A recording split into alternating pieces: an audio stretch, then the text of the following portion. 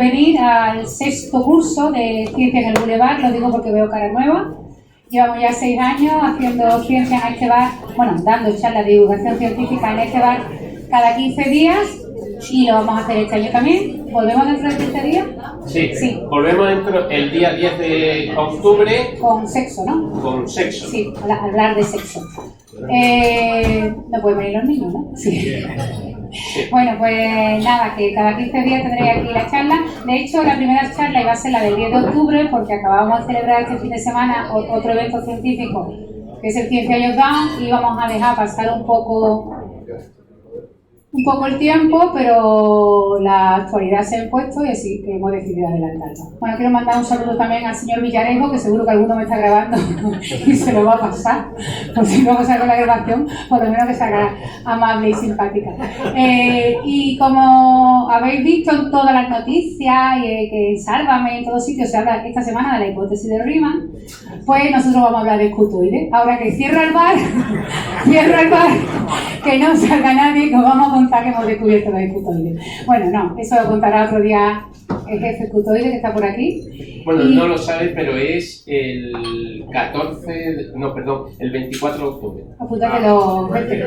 Así que, ahora ya en serio, la comunidad matemática sí que este fin de semana estábamos un poquito ansiosos porque creo que fue el viernes cuando la cuenta de Twitter de un congreso internacional de matemáticas, bueno, no de un congreso de matemáticas, anunció en su Twitter que el pasado lunes, día 24, Michael Atiyah iba a dar una demostración de la hipótesis de Riemann. Entonces, ¿por qué nos pusimos nerviosos? Hay mucha gente que siempre dice mucha gente que ha dicho muchas veces que ha demostrado la hipótesis de Riemann y la gente se ríe porque sabe que era mentira. La cosa esta vez era que lo había dicho Michael Atiyah, que es uno de los matemáticos más reputados del mundo. Y lo que pasó a continuación os sorprenderá, pero lo va a contar Alberto Márquez, que es catedrático del Departamento de Matemática Aplicada 1 y matemático y divulgador, y tiene un podcast que lo voy a recomendar porque tú me lo vas a recomendar, que te da vergüenza, que es tuyo, que se llama Los Tres Chanchitos, que os recomiendo que busquéis en iVoox, en iTunes, donde queráis, que está muy bien, que lo hacen 3 personas muy guays. Os dejo con Alberto. Un abrazo, un aplauso.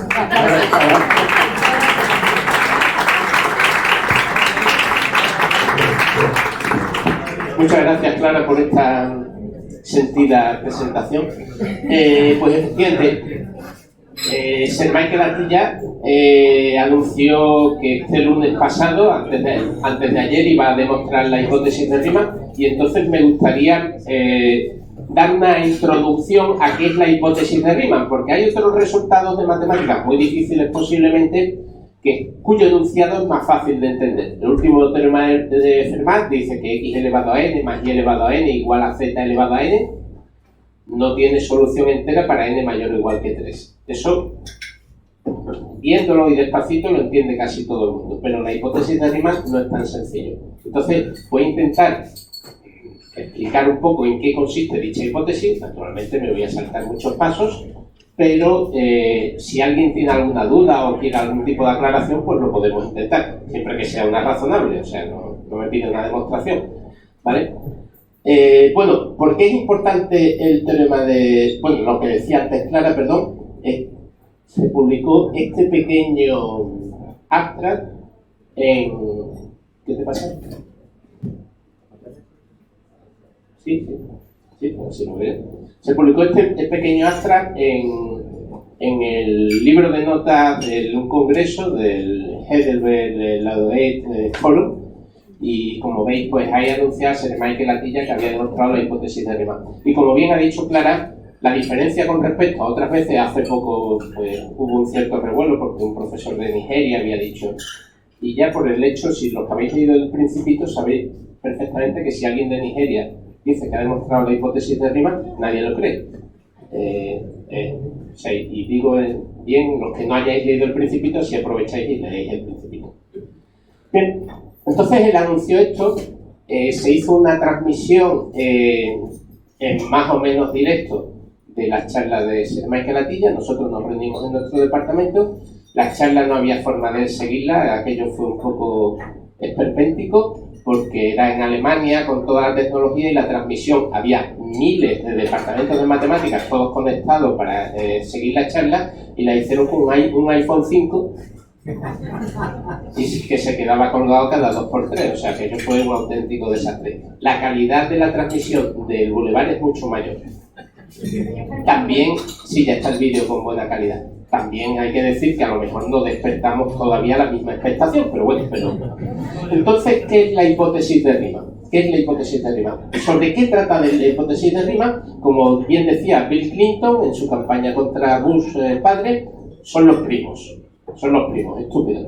No estoy insultando a nadie, eso era un lema que un hombre llegó a ser el hombre más poderoso del mundo, con era la economía, es la economía, estúpido.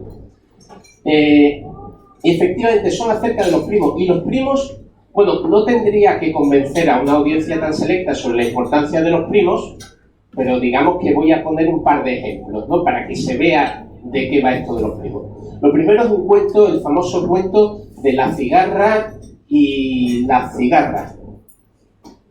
La cigarra es un bicho muy interesante que tiene una vida muy extraña porque gran parte de su vida se la pasa debajo de tierra, en estado larvario y con una vida francamente aburrida. Y después, al cabo del tiempo de los años, transcurren años, sale fuera, hace sus cosas de cigarra, entre otras, reproducirse lo más rápido posible y se muere. Esa es la vida de la cigarra. Claro, ¿qué pasa? A la naturaleza, la triste vida de la cigarra le da igual, lo importante es que descargue su material genético para la siguiente generación. Pero se da una circunstancia que en algunos bosques de Canadá no convive una especie de cigarra, sino dos especies de cigarra.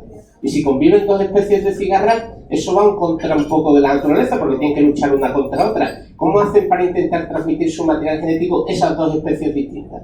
Pues lo que hacen es que, bueno, ha ocurrido así, que es que una de ellas tiene un número primo de años en los que transcurre su ciclo, creo que son 13, y la otra 17.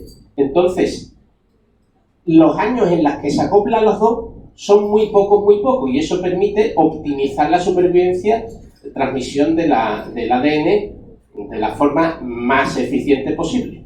Porque se repite, coinciden las dos especies a la vez, el florecimiento de las dos especies a la vez, muy pocos años. O sea, que la naturaleza puede encontrar los primos, pero también nosotros, cuando queremos comunicarnos, utilizamos los primos. Este es un mensaje que se lanzó desde Puerto Rico a espacio interestelar, bueno, de hecho a un sitio concreto del espacio, y entonces el que lanzó el mensaje, los que diseñaron el mensaje, confiaban en que la civilización inteligente que lo recibiera tuviera algunos conocimientos. En concreto necesitaba que tuviera conocimientos de números primos. ¿Por qué? Porque si cuenta el número de ceros y unos ahí, pues son 1679, que es exactamente 73 por 23. Esa es la descomposición en números primos. Y si uno fabrica un rectángulo de 73 por 23, sale un dibujo como este de la derecha, y se supone que ahí está la información pues de los del hombre, del telescopio que ha mandado esto, del ADN, de los números, de la composición del ADN, etcétera, etcétera. No es un libro para tal y eso, no es la Wikipedia, pero es un primer paso, ¿de acuerdo? Y bueno, evidentemente si alguien recibe esto puede pensar que no es una cosa al azar. Hay una información codificada. Y ese es el primer mensaje, o sea, el primer mensaje es ese. Bueno, después los primos, esto no deja de ser un poco anecdótico, ¿no? Pero estos tres señores, Riemann, Sadelman y Sharif, no. Bueno, están en otro orden, pero ahora mismo no recuerdo cuál. Diseñaron algo que hoy en día continuamente se está usando, que es la criptografía de clave pública. La criptografía de clave pública no la voy a relatar aquí, pero se basa en el hecho de que multiplicar dos números primos es fácil, pero descomponer un número que es el producto de dos números primos sin saber cuáles son esos números primos es muy difícil. Se basa en ese hecho.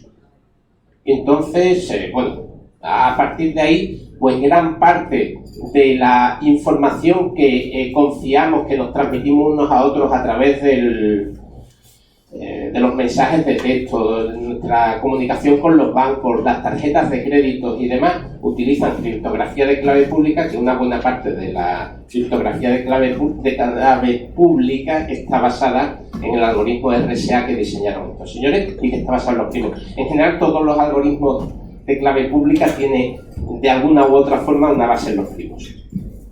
Y ahora os voy a proponer un problema que es un problema geométrico. O sea, alguien puede decir esto no tiene nada que ver. Creo que el último ejemplo que voy a poner y es el siguiente.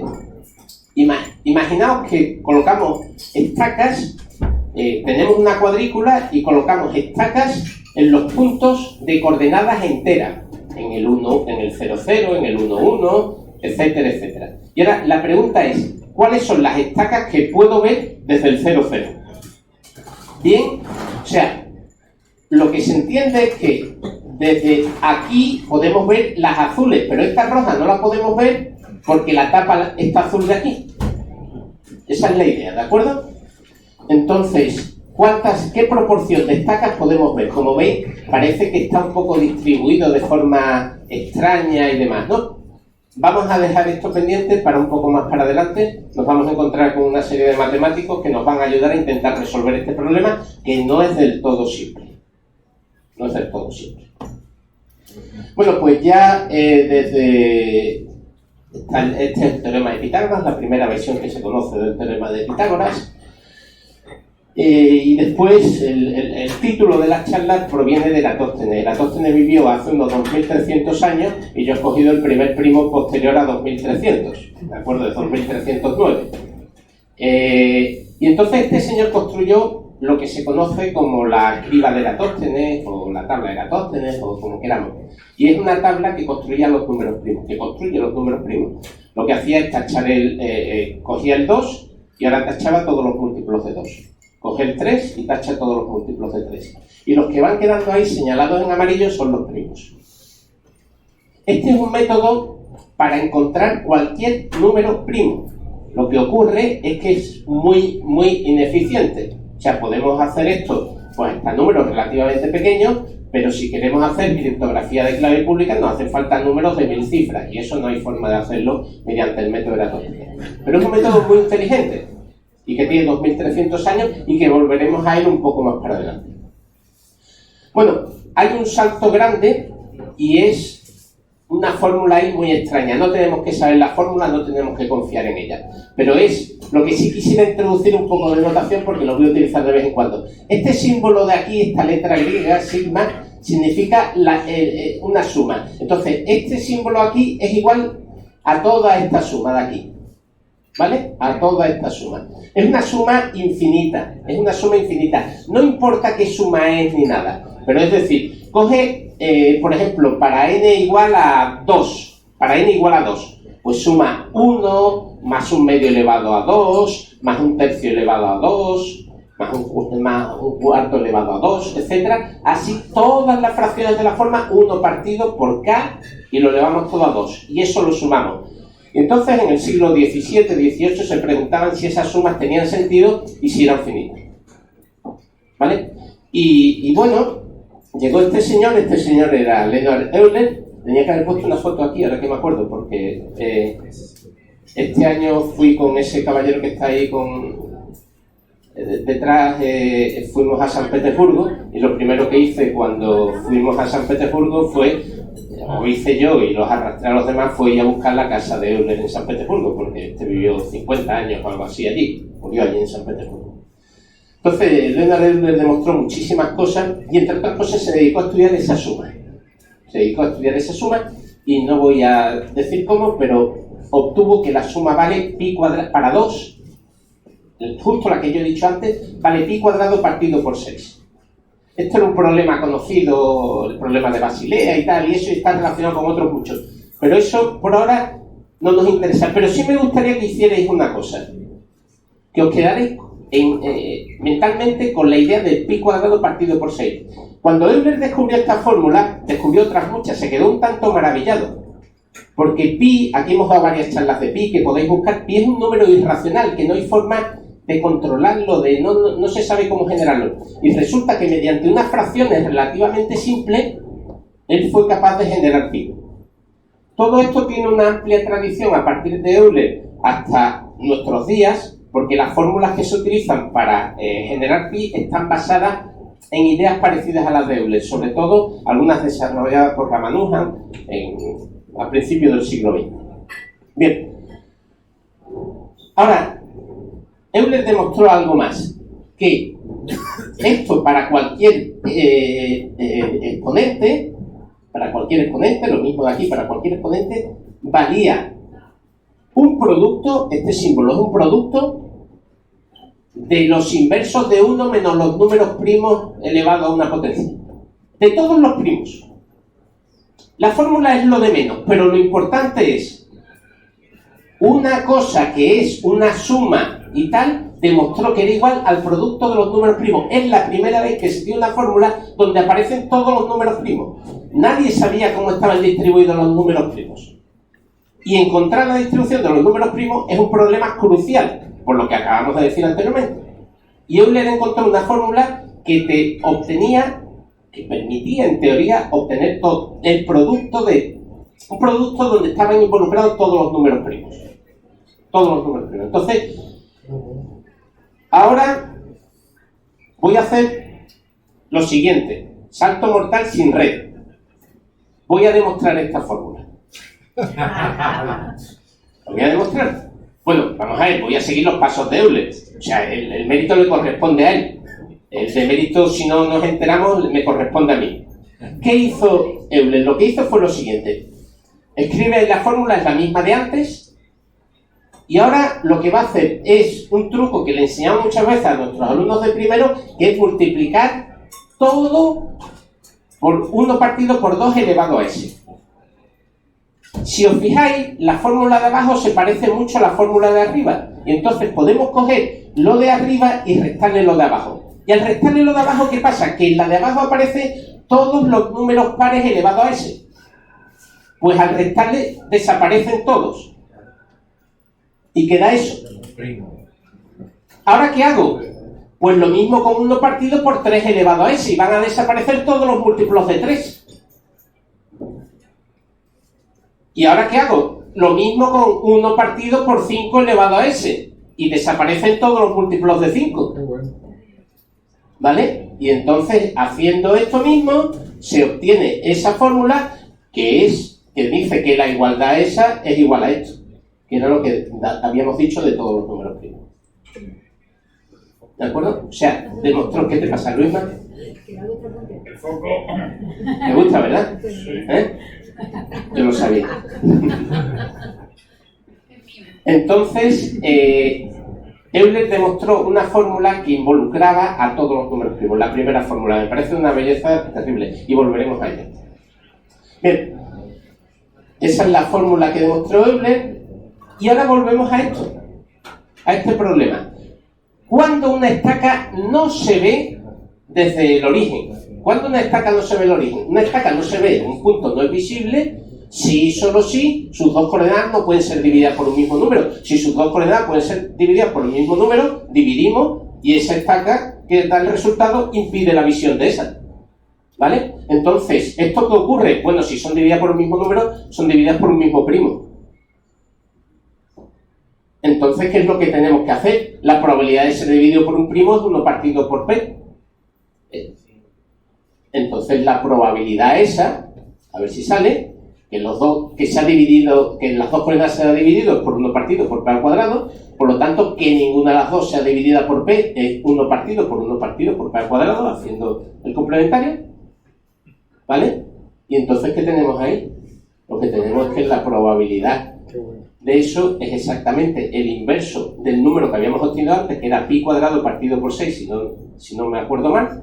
Por lo tanto, la probabilidad de que una estaca al azar sea vista o no por el origen es 6 partido por pi al cuadrado. ¿Vale? Entonces, claro, algo de nuevo aparece pi, ¿no? O sea, de alguna forma mágica. Hemos puesto un problema geométrico muy simple y aparece pi. Seguro que Enrique dirá, es que están aquellos como distribuidos en círculos, pero bueno, es una referencia a una charla que dio Enrique aquí en este mismo sacrosanto lugar. Bien, entonces ahora pegamos un pequeño salto a este señor, que era un tal Gauss, que hoy vuestro hijo ha estado hablando de Gauss a los restos de los alumnos a los que le ha dado clase. Y entonces trató todo. Y mediante ciertas tablas y demás, y eso, llegó a la conclusión de que de esta fórmula, el pi ese no tiene nada que ver con pi. No tiene nada que ver con pi. Es precisamente, dado un número cualquiera, ¿cuántos primos hay menores o iguales que él? ¿Cuántos primos hay menores o iguales que él? Por ejemplo, para 3, pues saldría 2, porque está el 2 y el 3. Para 4 también sale 2. Es una fórmula que va a escalones. Y entonces Euler lo que dijo es... No estoy...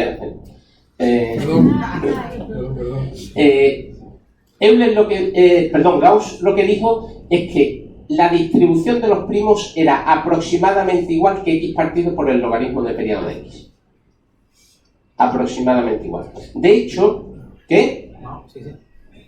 Chispa más, chispa menos.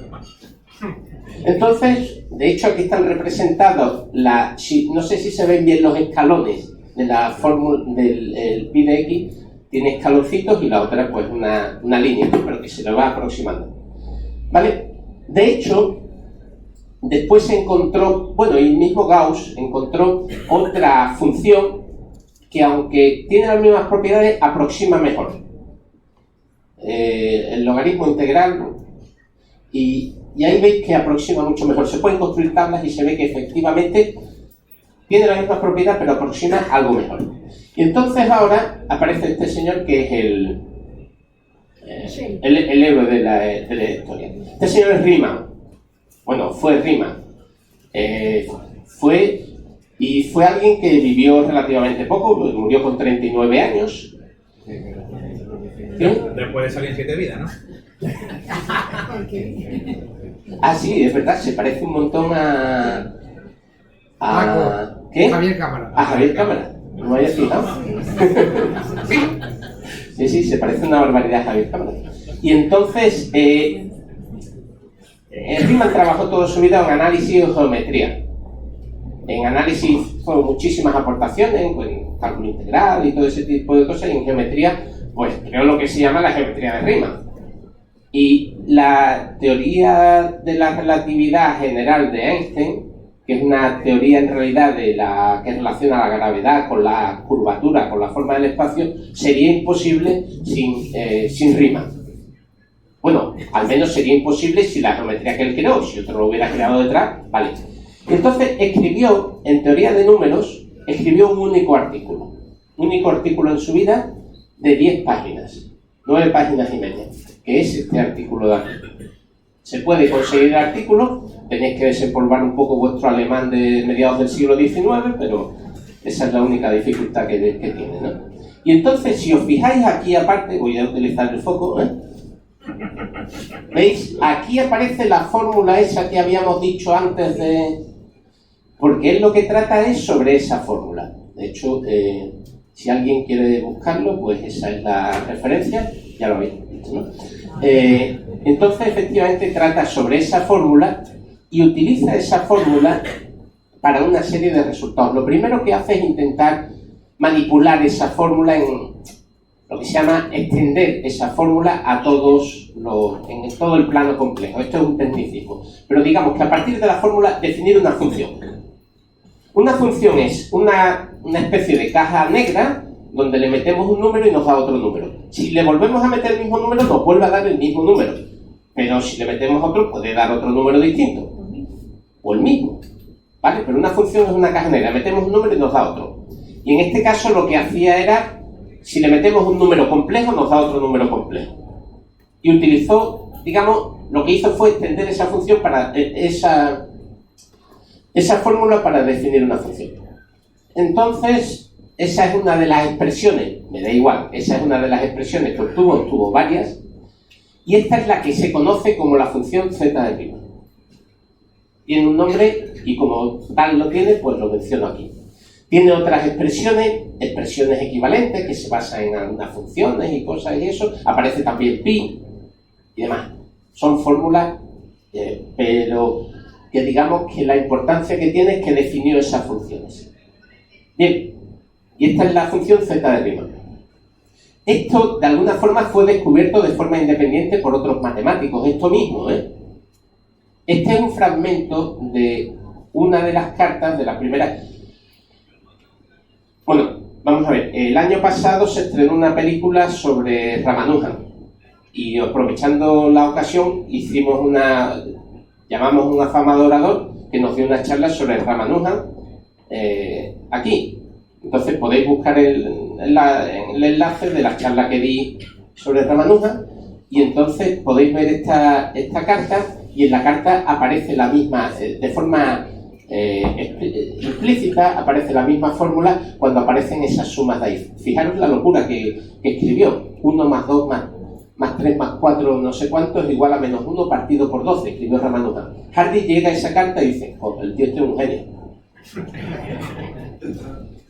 Cuando leyó eso, Hardy dijo, el tío este es un genio porque un indio que no tiene formación ninguna acaba de descubrir las mismas fórmulas de extensión que Riemann. ¿Vale? Y esa locura que a otro cualquiera le hubiera pasado totalmente desapercibido o lo hubiera tomado por un loco, fue lo que le permitió, le abrió las puertas de Cambridge a Hardy. A Ramanujan. Este fue el receptor de la carta. Hardy conservó este aspecto hasta muy mayor, hasta los 60 años o algo así, aspecto de niño, y cuando lo perdió el aspecto de niño, cogió una depresión y poco menos que se fue a morir, ¿no? Y Ramanujan era fuertecito, no era... Estaba el hombre... O sea, no es la imagen todo decrépita que se tiene en todas las películas y demás. Después se puso enfermo y sí adelgazaría. Después ya me cuenta delgadísimo. Pero en su día estaba fuerte, vamos.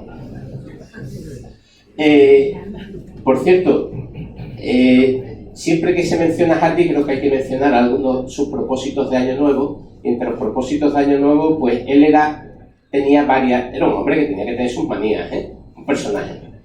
Recomiendo mucho Apología de un matemático, que lo leáis el libro Apología de un matemático, se lee en 1 hora, un par de horas y es un libro maravilloso.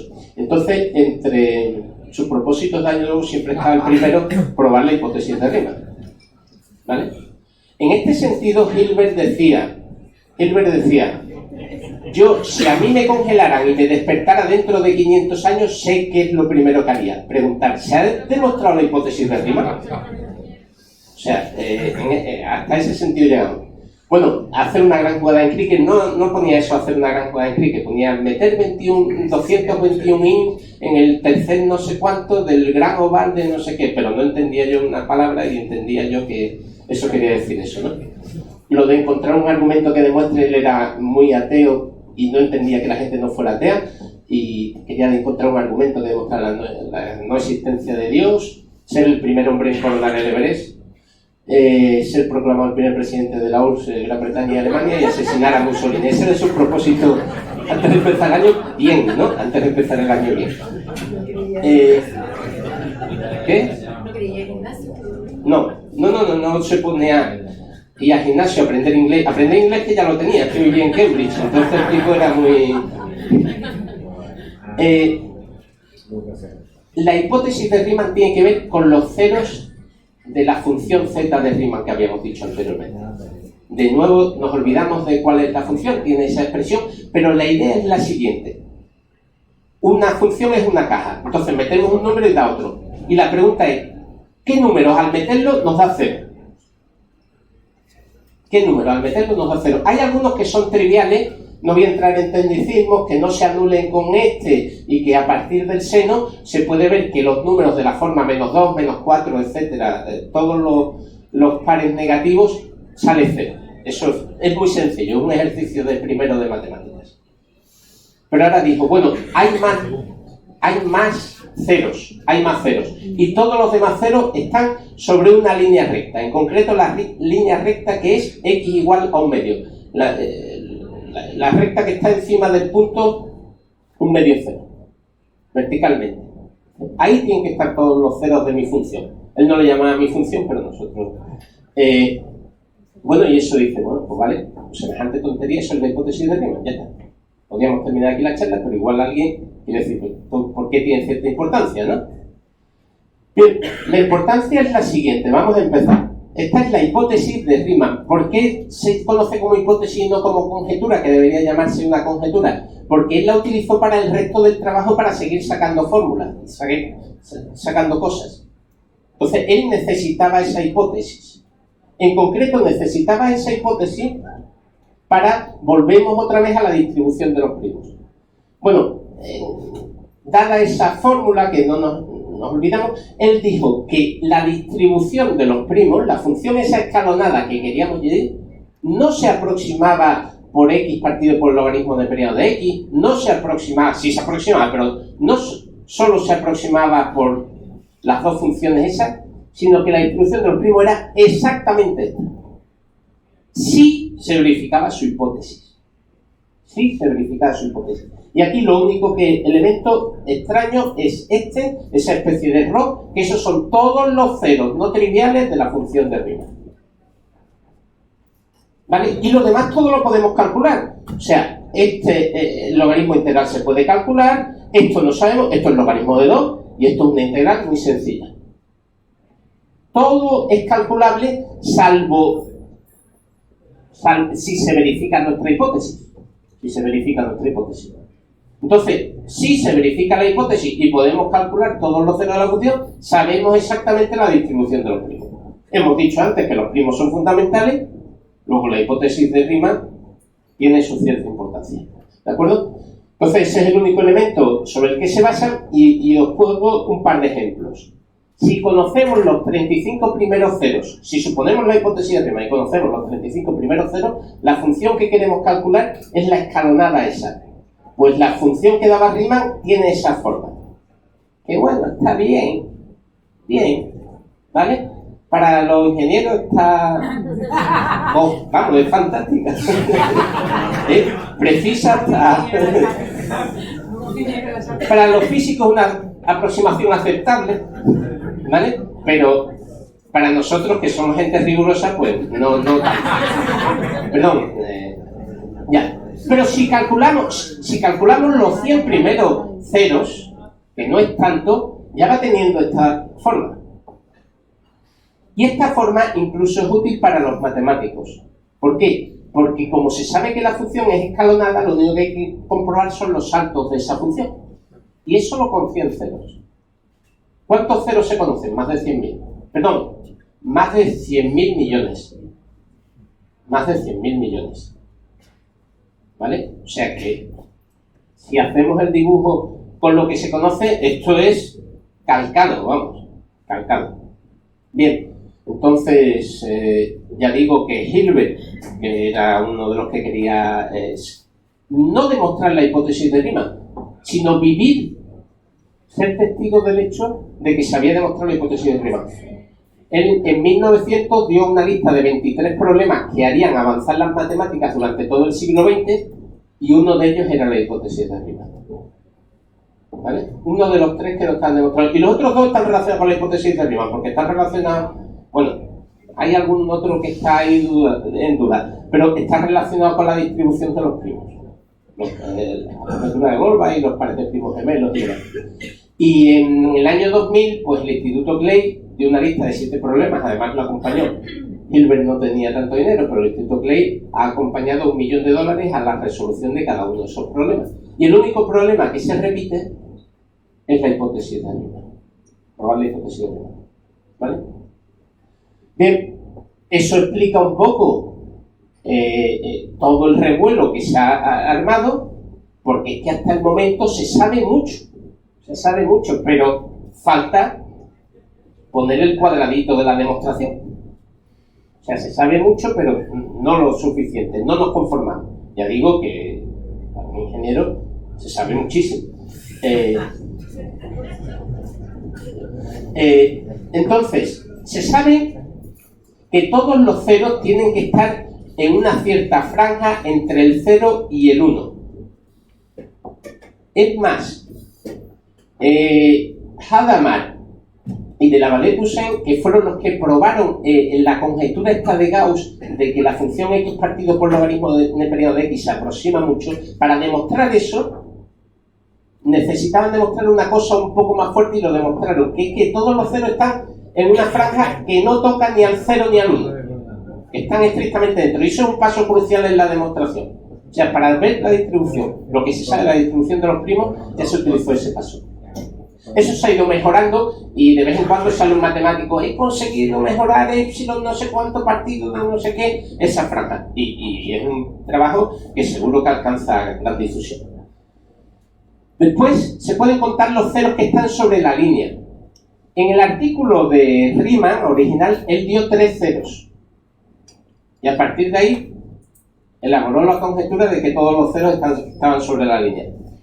No es del todo cierto esto, o sea, vamos, sí es verdad que en el artículo solo aparecían 3 ceros, pero Riemann murió muy joven, como hemos dicho, su mujer fue muy celosa guardando sus papeles y sus cosas, y entonces de vez en cuando se han encontrado algunos cuadernos, se han peleado investigadores de todo el mundo por esos cuadernos y tal, y en esos cuadernos se veían cálculos de bastante más ceros. Y se dieron métodos para calcular ceros que han estado utilizándose durante cerca de 100 años. O sea, que había mucho más de lo que llegó a publicar. Y entonces, pues Hardy, de nuevo, Hardy y Littlewood, había un chiste que decía que a principios del siglo XX había 3 grandes matemáticos en Inglaterra. Hardy, Littlewood y Hardy Littlewood. Es un chiste tampoco malo. Sí. No.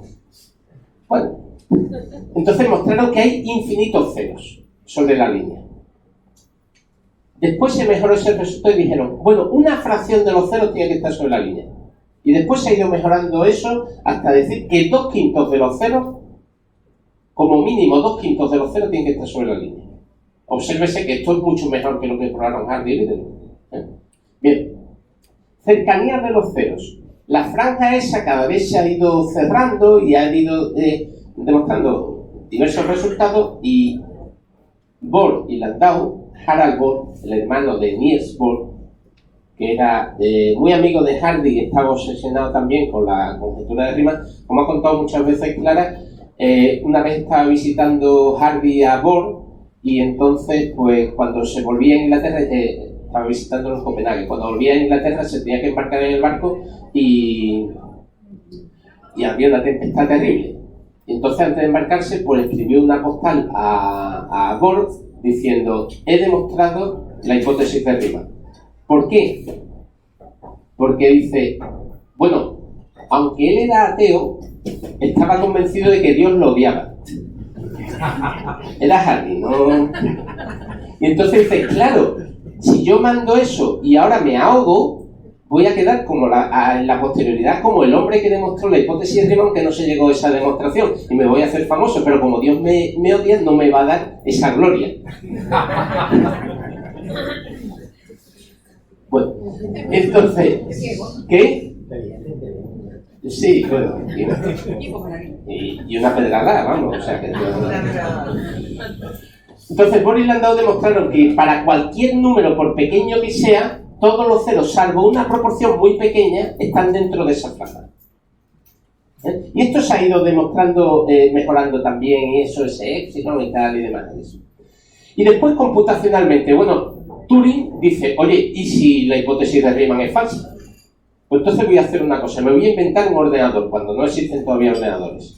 Y un ordenador diseñado específicamente para construir ceros de la función de Riemann. Y con ese método llegó a los 1000 y pico primeros ceros, llegó a construir 1000 y pico ceros.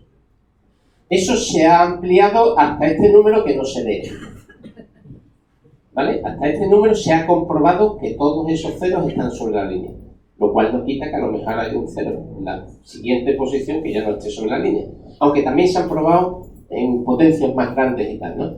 pero veis que los resultados llegan hasta prácticamente la actualidad. ¿Y qué ha pasado este lunes? Bueno, pues que este señor dijo, oye, que yo lo tengo. ¿Vale? Entonces, vamos a ver. Él dio la charla. La charla, la podéis ver, está colgada. Es una charla de 45 minutos donde los 35 primeros minutos están calcados de mi charla. Yo la tuve primero porque esta charla la di hace 2 o 3 años. Mucho cuidado. Y después, en una transparencia, demostró la hipótesis de Riemann. La transparencia concretamente, bueno, podéis ver el artículo que ha publicado, que está ahí, que se supone... Es un artículo que se ha filtrado, entonces hay que mirarlo con cierto recelo. Entonces a él después le preguntaron que por qué no ha publicado su artículo en una revista y dice que es muy viejo y que se le rechazan los artículos por ser viejo. Bueno, vamos a ver, Michael Atiyah tiene la medalla Fields, tiene el premio Abel, todos los premios ha habido y por haber. Cualquier revista estaría dispuesta a publicar un artículo de Atiyah si merece la pena. Entonces, ahora se le ha preguntado ¿por qué no ha subido uno de estos repositorios gratuitos donde todos subimos nuestros artículos, por Archive y demás? Dice, lo intenté subir pero me lo rechazaron. A ver, hay que decir, matemático muy prestigioso con 90 años. Entonces, mirad a ver qué es lo que pesa más. 89 y pico, vamos, pero a ver qué es lo que pesa más. Entonces, él puso, este es el momento que anunció la demostración y esta es la única transparencia que contenía la demostración de la hipótesis de Riemann. Ahí hay muchas jergas, pero intento traducir un poco. Él no definió, porque no está definido en ningún sitio, una función, que es una función de Todd. No está escrito ahí, una función que se llama función de Todd, que es esta t que aparece ahí. Esta t, ¿vale? Y esa función dice que tenía una serie de propiedades. Y entonces dice, supongamos que hay un cero de la función fuera de la línea crítica, entonces define esto de esta forma, la convexidad implica esto, por un término técnico que es relativamente sencillo, de esto implica que esta función es idénticamente cero, y esto implica que esta función es idénticamente cero, que es la función requerida. Esa es su demostración. ¿Qué pasa aquí? Bueno, primero que la función de Todd no conocemos exactamente sus propiedades porque no está definida. Está definida en otro artículo, pero que no está definida. Lo único que dice es una función que verifica todas estas propiedades. ¿Y existe una función que verifica esas propiedades? Y en segundo lugar, si uno sigue este esquema de razonamiento, parece que vale para cualquier función, no solo para la función de Riemann. Entonces parece que está demostrando que todas las funciones con mínimas propiedades son idénticamente cero. De todos, o sea que tienen esa, vamos, es trivial. Ahora mismo construimos 823 funciones que no tienen esas propiedades, por lo tanto, y que a las que se le podría aplicar este razonamiento. Entonces, pues, básicamente digamos que hubo algunos comentarios y eso, pues la gente le preguntó eso y después hubo un comentario en Twitter que describía, dice, en el descanso está allí Atiyah sentado y ni uno solo del resto de los laureados se le ha acercado. Bueno, es un poco triste o tal y eso, pero nadie se quería... digamos que no es que esté mal la demostración, mi opinión, y ya me estoy mojando, es que no hay ni demostración. Hay muchas demostraciones que están mal, dices tú, este paso está mal, voy a intentar arreglarlo. Por ejemplo, cuando se demostró el último teorema de Fermat, lo presentó Andrew Wiles y le dijeron, aquí hay un fallo en la demostración. Fallo. O sea, el tipo se tiró 2 o 3 años intentando corregir ese fallo, pero lo corrigió. Pero era un fallo en la demostración. Aquí no hay demostración. Y es distinto. No hay ninguna demostración. O sea, ha sido un poco bluff y tal vez alguno de vosotros, dentro de unos años, todavía tiene la oportunidad de demostrar la hipótesis de Riemann. ¿Vale? Muchas gracias.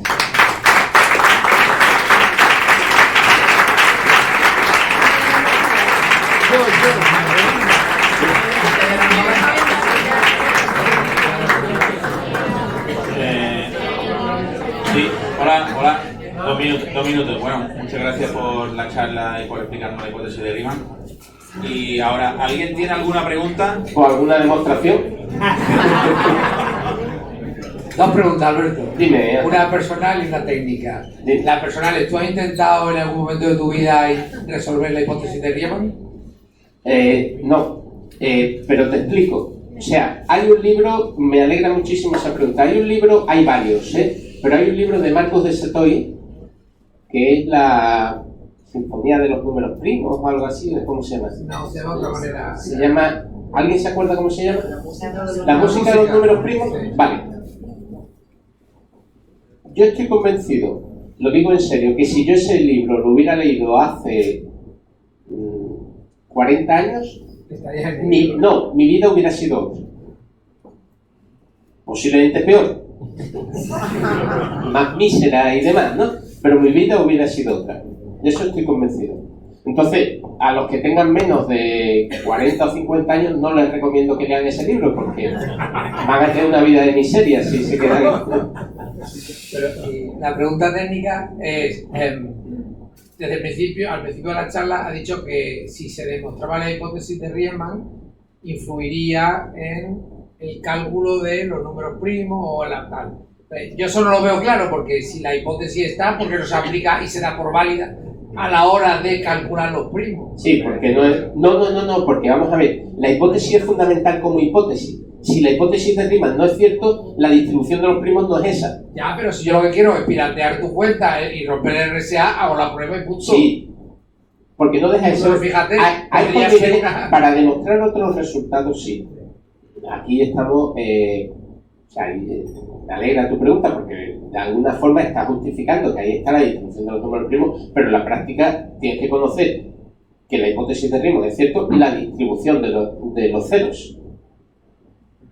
En la fórmula necesitas la distribución de los ceros. Pero si tú dices, la hipótesis es cierta, eso no me sirve de nada, tengo que calcular los ceros igualmente. Exactamente. Y calcular los ceros, calcular sea verdadera o falsa, con lo cual no hay relación entre desencriptar y demostrar la... No, la relación existe entre los primos y desencriptar. Sí. Y entre la hipótesis de Riemann y los primos. Entonces, ¿por qué no puedo aplicar la hipótesis de Riemann para desencriptar? Si yo la doy por válida. Porque con la hipótesis de Riemann, si no conoces todos los ceros, no puedes conocer la distribución. Si esa hipótesis es un teorema, voy a seguir conociendo los mismos ceros que conozco ahora mismo, ¿no? Sí, desde el punto de vista práctico no vas a conocer ni un primo más. Exacto. Ni un primo más. Desde el punto de vista práctico, no. Pero simplemente esa es la fórmula de la distribución de los primos. ¿Vale? Te da otra fórmula. De todas formas, existen funciones generalizadas de Riemann que tienen aplicación en otros muchos campos. ¿Vale? Y sí que hay resultados más o menos importantes desde el punto de vista teórico. Por ejemplo, el teorema de Goldbach se puede demostrar asumiendo una hipótesis generalizada de Riemann para otra función. Entonces, ese sería un resultado. ¿Para qué sirve el teorema de Goldbach? Desde el punto de vista práctico no, desde el punto de vista estético es precioso. Sí, pero o sea, la belleza no tenemos que renunciar a ella. Es que en los periódicos lo que se ha dicho es que si se demostraba la hipótesis, pues entonces ya, vamos, RSA roto. Y no tiene nada que ver.